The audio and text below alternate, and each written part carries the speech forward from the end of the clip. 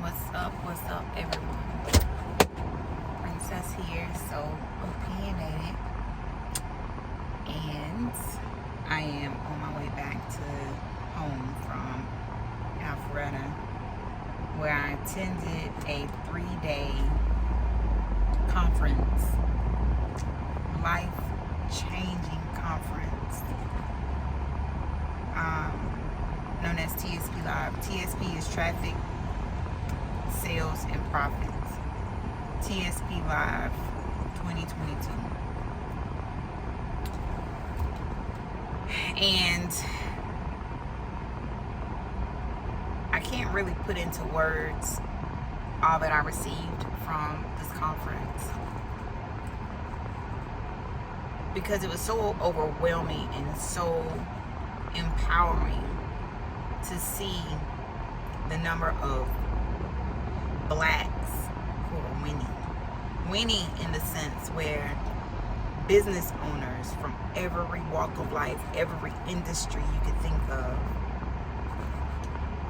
are coming together and collaborating in order to reach six figures that they may have never ever reached before, to reach seven figures like they've never reached it before, to reach 8 figures like they've never reached it before. And I'm just so overwhelmed. I am so ready to win.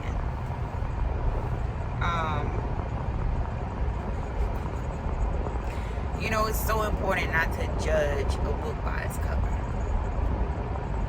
because the cover is only the outer appearance, and many of us have a cover that is of greatness, that is very well put together, that is awesome.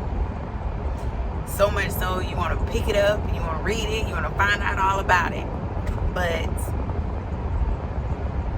sometimes, many of us, when you open up that book after looking at the cover, if you're able to open up that book, you'll find that that cover only covers a lot of brokenness, a lot of hurt and pain, a lot of things that need to be healed, and a quick reflection of who I am. These were family and friends, because no one truly knows what I've gone through, what I've been dealing with. But I've worked since I was 14, raised by a single mother. And I've always said that I was going to be a boss. I was always going to have my own money, my own business. Working for someone else, I'm not going to say I'm not a horrible employee. But, you know, working for other people has just not been my thing. For one reason or another. I question a lot. You know, if something does not make sense to me, and if someone is doing things immorally, unfairly, unethically, I'm hurt. I'm going to question it. I'm going to reiterate. I'm going to research. But I'm just not going to be, I'm not with the bullshit, y'all. I'm not with the shits. So, needless to say, I've never worn an employee badge like I was ready to retire for somebody else. Not been in me. Still, I've worked since I was 14, and there was a period in my life when life was really, really good. I was making money hand over fist. I've always been everybody's support group, counselor, cheerleader, coach, and oftentimes a lot of people's bank. I was her for a very long time. one day the switch went off, and life that I knew, like, literally dried up. Literally dried up. And money didn't come easy for me like it had been. The support, I was still pouring into people. But, you know, and I've always been one who didn't want to be seen as a complainer, or did not want to be seen as a negative person. So oftentimes, more times than not, like my sisters would say, you know, we don't know who you are, what you go through, because you never talk about it. But I think that, you know, just over time, because for so long I was her who people came to, who people looked to be that strong, be that support. You know, when I was growing up, my grandmother and other people, strangers, used to tell me that I was gonna be the one. And so, you know, I made it my business to never be seen as weak. I'm cordial, I'm nice, but I've made it my purpose to not necessarily need the support, because so many people relied on me, so many people depended on me, and I always felt like I had to show up, like I had to be there. But just in these last 5 years, I am needed so much support. I am needed someone who cared beyond what they saw, beyond the outer layer, beyond the cover. Yes, my mom has always been there, hand in foot. Every procedure, every incident. Yes, she has definitely been a rock for me, always have been. But my mother could only do so much for me, in the sense where her understanding of the type of support that I needed, her understanding of the type of growth and the type of healing that I needed, was only so much, was only based on as much as she understood. In the last 5 years,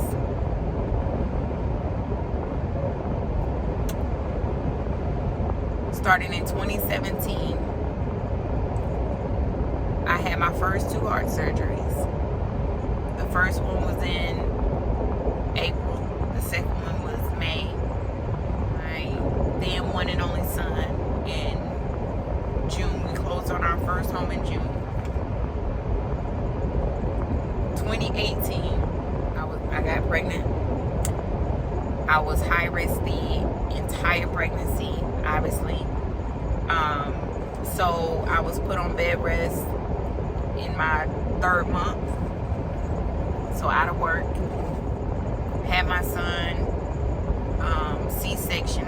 So this is my 3rd major surgery, C-section, in October, because he was breech, and they refused to flip him to turn him. 3 hours after that surgery, I had a life-threatening situation where I had been hemorrhaging for over 3 hours internally. And it took a room of doctors and anesthesiologists to save my life. So in the process of it, they tore through my abdominal muscles and the layers of tissue that kept my small intestines in place.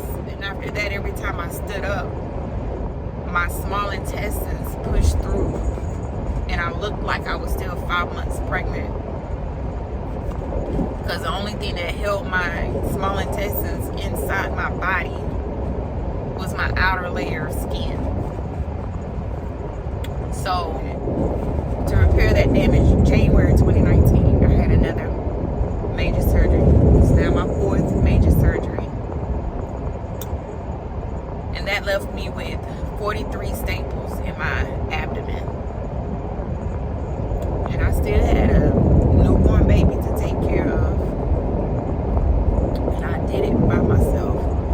Because my mom was still working at the time. You know, life happens, right? I went back to work in March or April of 19, almost a year after being out of work. And I got my first raise of $5 in October. I got one check with this raise. And then I was laid off on November the 7th. So I was like, all right, well, I'll just sit December out. I had reactivated after 2 years of having my real estate license inactive. I had reactivated my license. And I was like, I'm going to sit December out, but I'm going to come strong as a full-time realtor January 2020. January 2020, I hit the ground running. Got my first real estate client. Got my second real estate client. And I'm working, y'all. Then COVID hits. March. Everything shuts down in quarantine in April 2020. Now I'm at home with 2 kids, a 1-year-old and a 6-year-old. And life became very overwhelming. And my 1-year-old, at the time, he had extremely bad allergies, like almost allergic to everything. And he would have these crying episodes where he would cry for hours. And if you are anything like what I would believe a mother to be, when you can't fix their hurt, you can't fix their pain, you have no choice but to take on their pain. And my baby would cry for hours, and there was like nothing I could do. There was times I would go in the bathroom, I would just cry.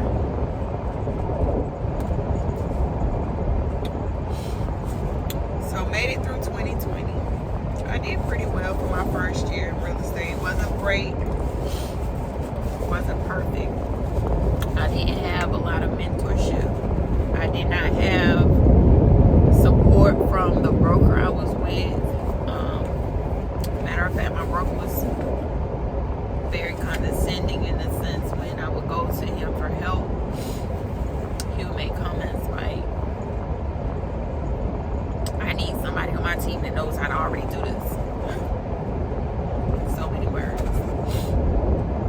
But I did what I needed to do. I tapped into different people, different realtors that I met, that I would see online, see on Instagram and Facebook, and some here in Greenville.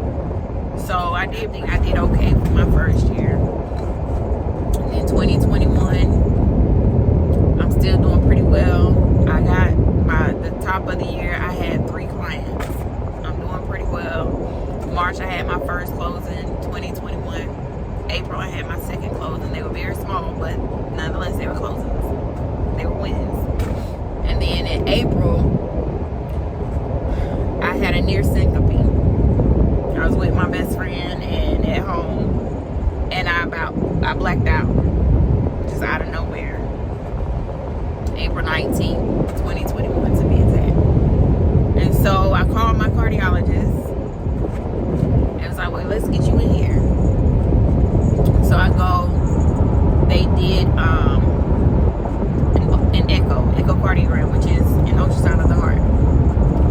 In early June, after I went back to my next appointment, they were like, well, princess, your heart is not functioning properly. Where I should have been at 55, 60, 65%, I think is optimal. As far as the function, the operation, the efficacy, I think they call it. Where it's pushing the oxygenated blood out from your heart into your body so that all of your organs can get the oxygenated blood that it needs. I was functioning at 49%. That was a red. It was red, right? It's like, it's not good. And after getting that, I checked out, mentally. I was overwhelmed. 2020 took a lot out of me. 2021 was taking a lot out of me. I was overwhelmed and I checked out. I still cared for my boys. I still did everything that I needed to do to pay my bills, and it was only Abba who kept my bills, kept my roof over my head, kept my bills paid, because I wasn't working a full-time job. And I had a full-time job since I got laid off. And it was Abba who kept me in, God. And I was put back on heart medicine. I had to take it every day. I was on heart monitors multiple times. 7-day, 14-day, 30-day monitors. I was told to sit down, basically. Sit down till we figure this out, till we get this right. And then later that year, coming down to Columbia to my cardiologist here. My cardiologist here, Dr. Harrison, who is with Prisma Health, formerly known as Palmetto Heart Center, is phenomenal. I have been with him since I was in college. He is like a father to me, and I love him to pieces. But Dr. Harrison referred me to the surgeon there because I said I did not want to have another surgery up here in Greenville.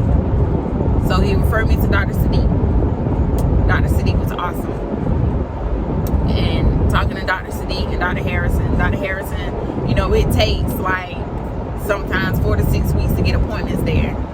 But Dr. Harrison was like,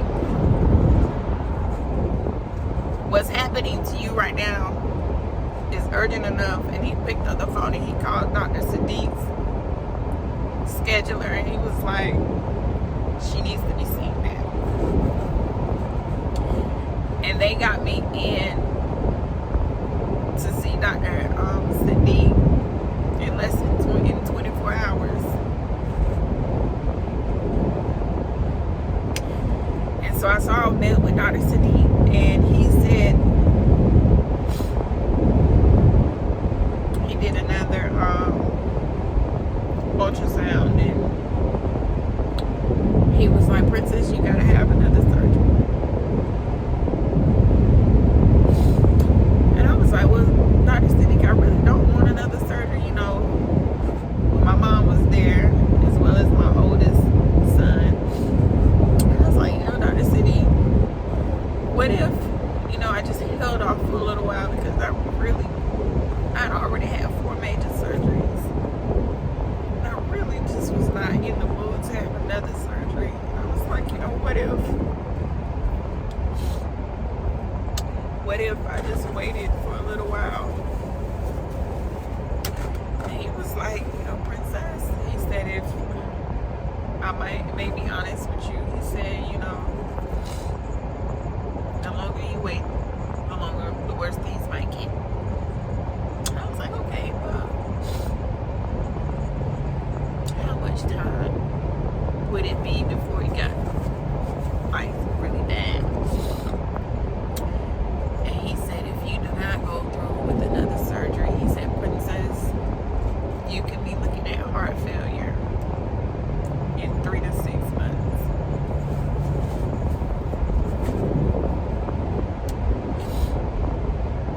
And I couldn't do nothing but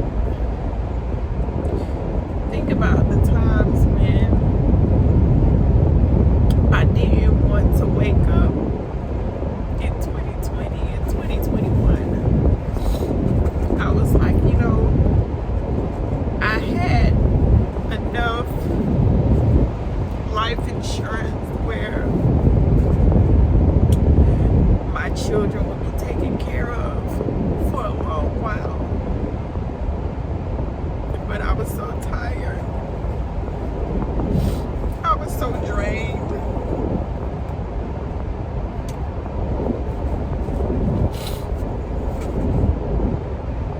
But that day when he told me that, I was like, you know what?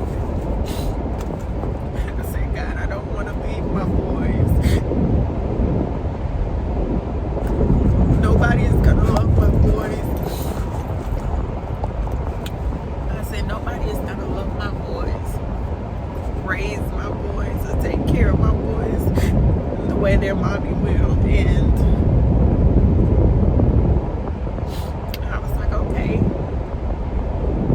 you know, we're gonna have the surgery. So the conference that I just attended the last 3 days, it is a business conference. I was supposed to attend my first conference with them in January, but because I had my 3rd heart surgery,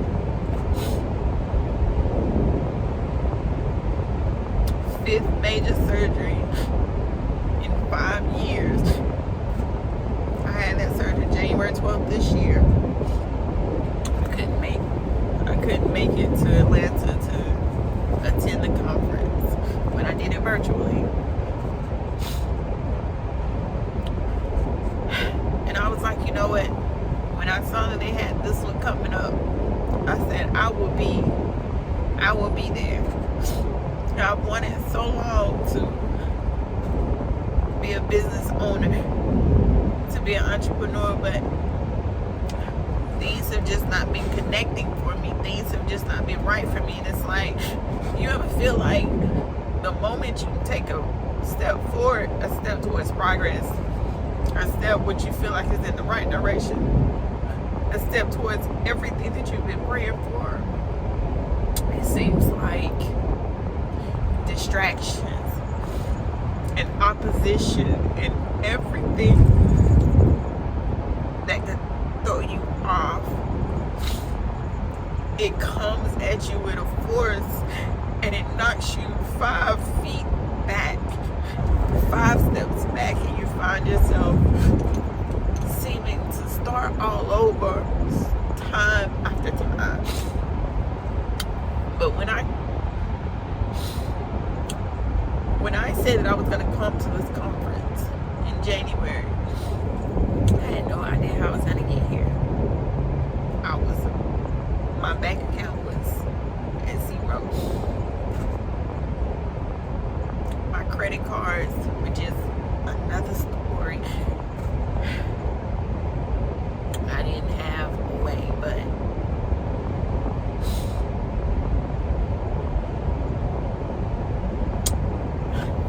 I got here.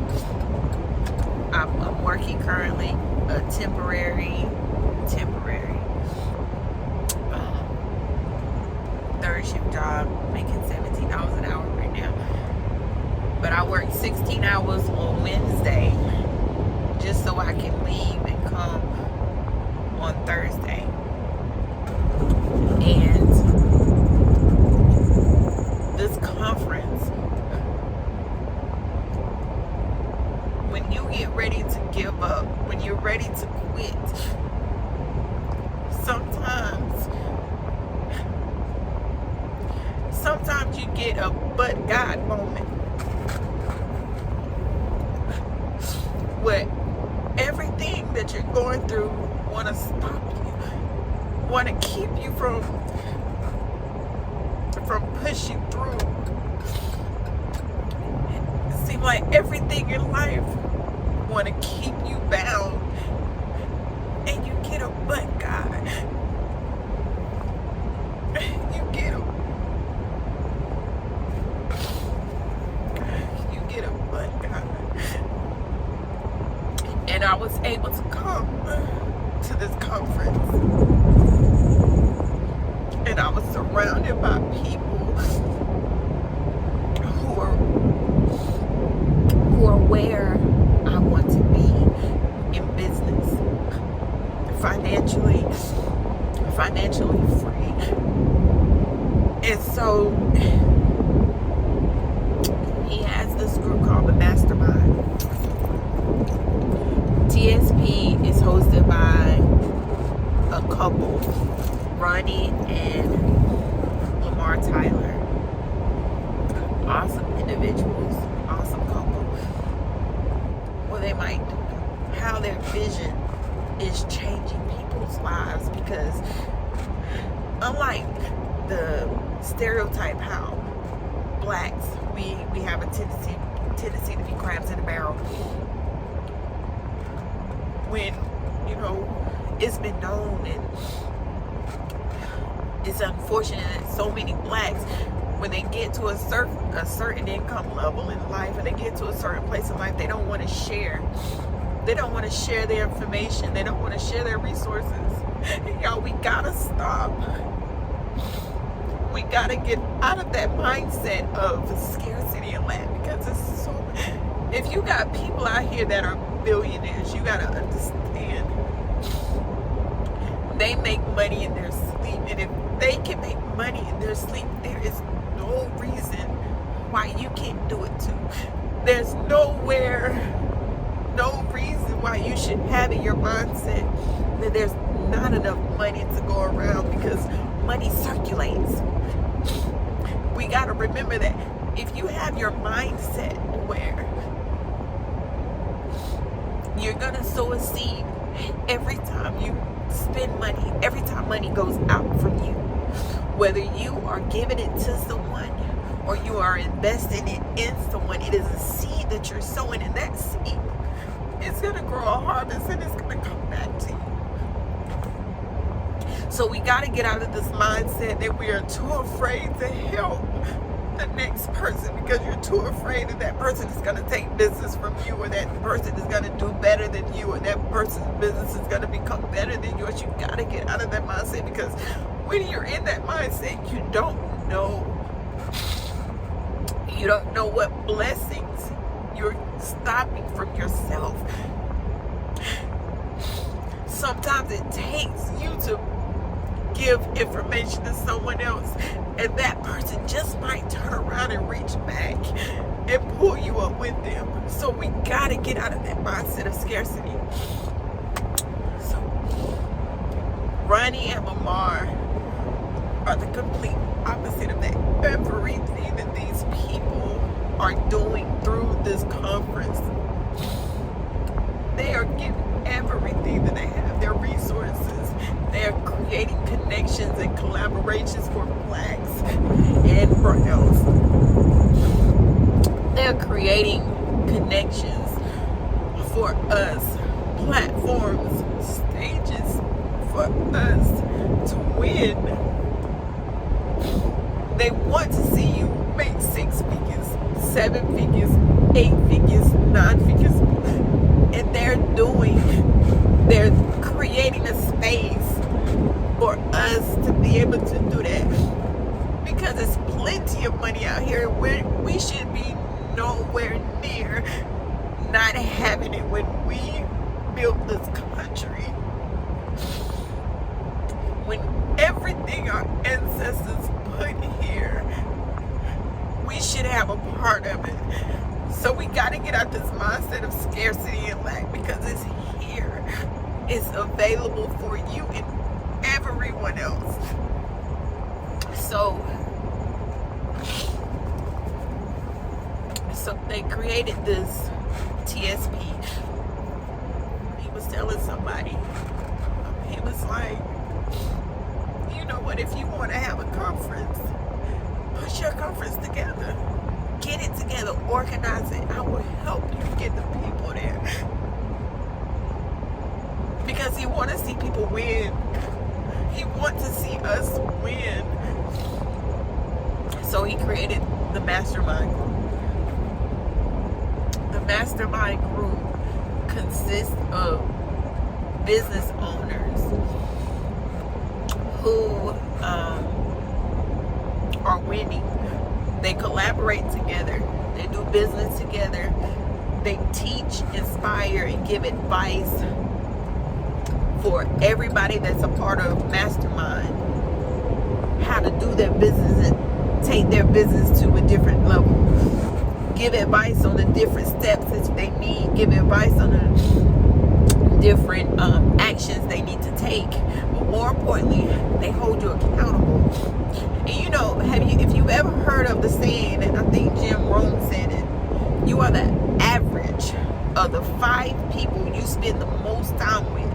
So I want you to look at your 5. The 5 people you talk to the most, you be around the most, whether that's family, friends, co-workers, the 5 people. And then you look at your life.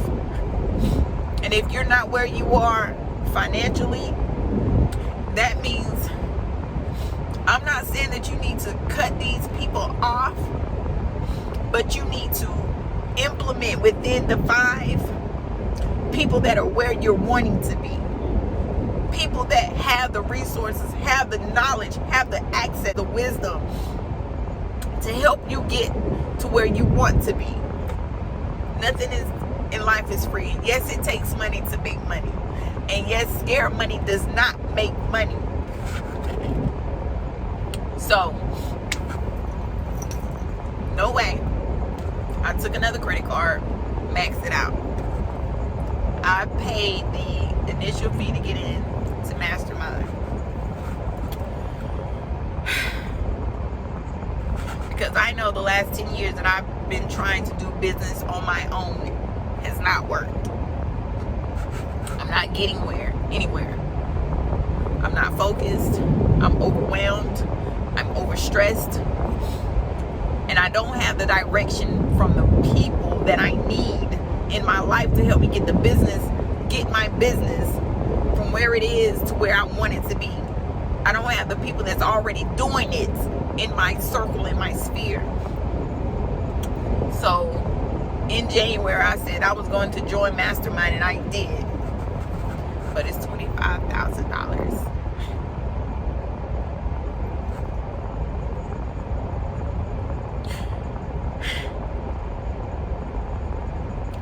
But God, I don't have the how. It's gonna be paid. And I was talking to a young lady there, and she was like, "Well, princess," she said, "sometimes you gotta ask for help." She was like, "Sometimes you gotta get out of your way and you gotta ask." So this is my ex.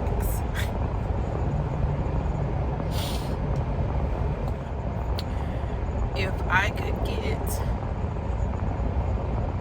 500 people to sow a seed of $50, I'm gonna have a fundraising page set up. I don't know if it's gonna be through GoFundMe or Indiegogo, but the link is gonna be in my description. And if you would just give a seed of $50, I promise you won't be disappointed. You would not be disappointed.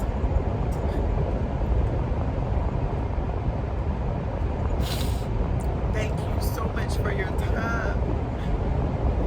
Thank you for listening and watching. I know this has been a long video, but I think you will not be disappointed. Through all of that, in my soul being in it close, no matter what life throws at you, you know what? I got a message the other day that said we be so busy looking all around for God. We're looking up. We're on our knees with our heads down praying. We're looking in the Bible. We're looking for preachers. We're looking for the next people to show us God. We're searching everywhere for God. But Abba said he created us in his image. And greater is he who is within than anyone is in this world. So next time you need God, next time you go looking for God, you go look in a mirror. You look in a mirror because but God, and all you do